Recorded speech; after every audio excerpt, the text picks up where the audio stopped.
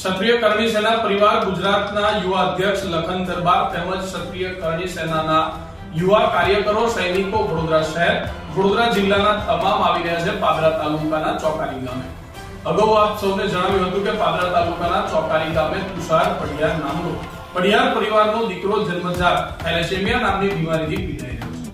આ તુષારને બીમારીથી સાજા થવા માટે તેની ટ્રીટમેન્ટ માટે સારવાર માટે 25 લાખ રૂપિયાથી પણ વધારેની મોંઘી સારવારની જરૂર છે।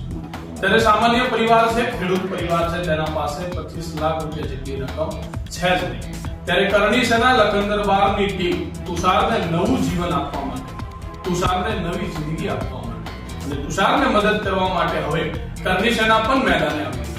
લખન દરબાર આજે સાંજે 5 વાગે પાદરાના ચોકારી ગામે આવી રહ્યા છે તેમજ કરણી સેનાના તમામ સૈનિકો પણ આવી રહ્યા છે, જેમાં તુષારની જિંદગી બચાવવા માટે, તુષારને નવું